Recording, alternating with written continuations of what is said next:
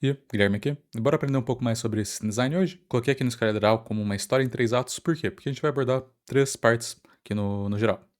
Sendo elas, o que é, para que serve, no caso, na questão das entrevistas, como eu estudo e quais recursos são bons para conseguir melhorar em System Design, junto com alguns pré-requisitos que a gente tem para poder, de fato, começar nisso aí e entender a importância, fazer um bom System Design, passar bem no round de System Design. Então, começando do começo, parte mais importante, o que é o round de System Design? Bom, o round de System Design é geralmente o round que vem após o desafio técnico, onde você já resolveu um cheat code, algum caso técnico de fato, e vai ser pedido para ti desenvolver uma solução com base em um problema que é apresentado. Um problema que é bem comum de ser apresentado é fazer um encurtador de URL.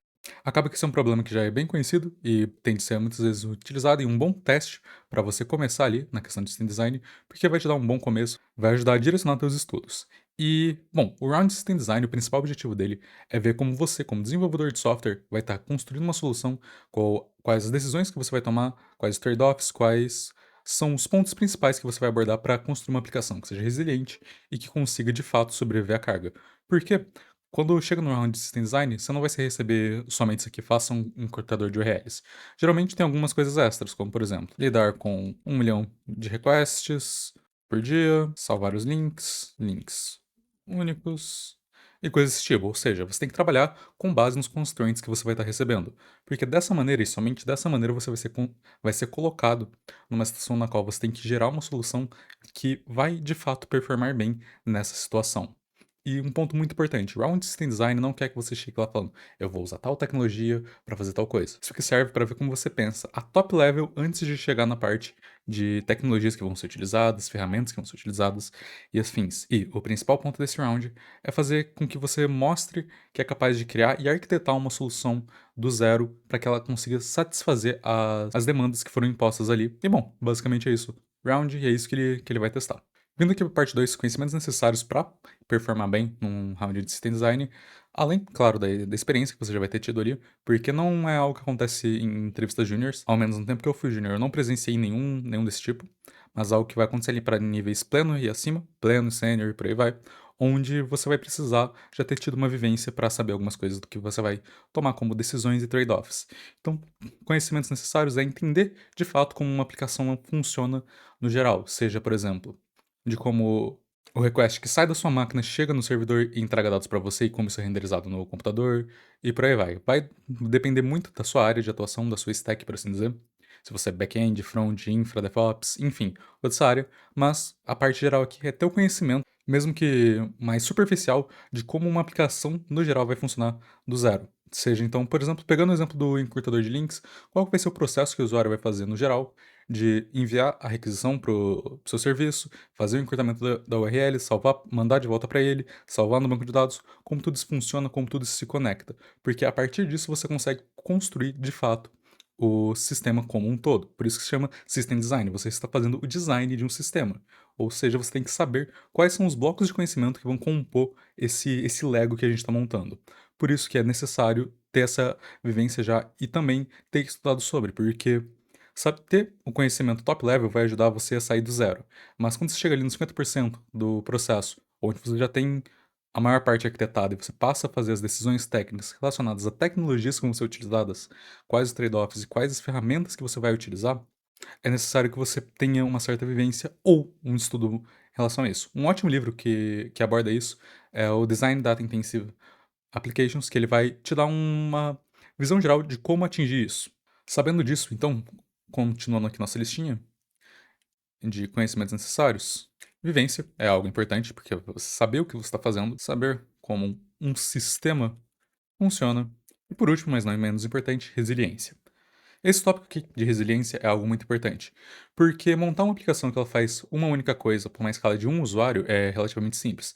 Digamos que você tem uma API, pegando o caso ali do encurtador de URL, que você tem ali uma API que vai receber o link que a pessoa passou e vai cuspir de volta a URL que foi encurtada. Para um usuário, isso é tranquilo. Para 10 usuários, provavelmente não vai mudar muita coisa. Para 100, você já precisa ter uma camada mais robusta. Para 1000, provavelmente a camada de 100 também já vai funcionar. Para 10.000, talvez mude um pouco a questão, dependendo de como você fez. Se é algo que vai estar bloqueando, se sua API vai conseguir responder de maneira assíncrona. Para 1 milhão de usuários, batendo ali mais de 10.000 requisições por segundo, já muda por completo o sistema que você vai estar trabalhando, as decisões que você vai tomar, se você vai, como você vai orquestrar a camada distribuída, como você vai orquestrar todo o sistema distribuído, como você vai ter observabilidade. Então tudo isso vai mudando.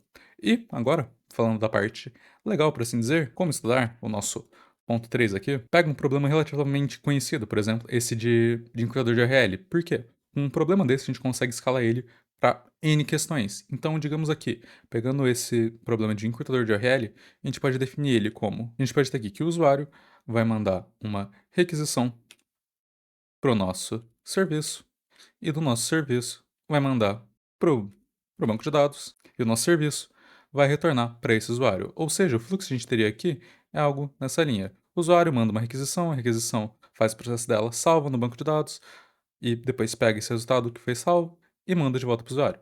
É um loop relativamente simples, só que escalando isso para cada vez mais usuários, você vai ter uma arquitetura cada vez mais complexa e distribuída. Porque imaginando isso aqui para, digamos, 10.000 usuários, ou 100.000 usuários, melhor, a gente vai ter que pensar, beleza, se todos eles, no pior caso cenário, todos esses 100.000 usuários mandarem uma requisição ao mesmo tempo, o que vai acontecer? Como que nosso serviço vai lidar? Então, o que eu gosto de fazer quando eu estou pensando na solução desses problemas é mais um exercício mental do que tudo. É pegar essa situação, pensar qual que é o pior cenário possível, dado o meu escopo. Então, digamos nesse caso aqui, do encriptador de URLs de 100 milhões de usuários. 100 milhões? Esqueci quando eu falei. 100 milhões ou 100 mil. Enfim, que vão mandar todas as requisições ao mesmo tempo. Como que meu sistema vai lidar com isso? E a partir disso eu vou montando de cabeça, pensar, por exemplo, onde meu load balancer vai mandar o request para o servidor necessário, fazer esse processo, vai retornar a URL para o usuário. Então, eu vou escalando em cima disso e montando. Pode ficar um tanto abstrato conforme eu falo, porque, ao menos para mim, eu vou fazendo isso de maneira muito abstrata na minha cabeça.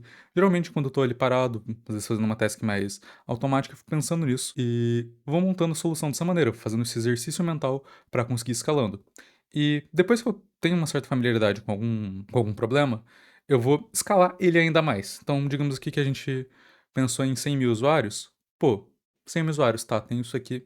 Perfeito, tranquilo. Será que essa arquitetura vai aguentar 100 milhões de usuários? 1 bilhão de usuários? É um cenário real? Provavelmente, a não ser que você tenha construído o maior e melhor encurtador de URLs do mundo. Enfim.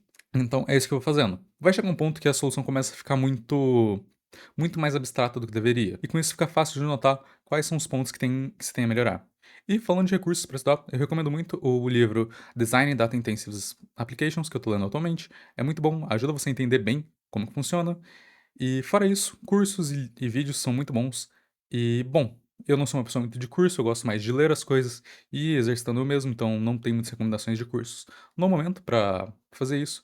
Mas, no geral, é assim que eu estudo para System Design. E, bom, se você gostou, segue aí, na moral, tem bastante conteúdo legal. E, até mais.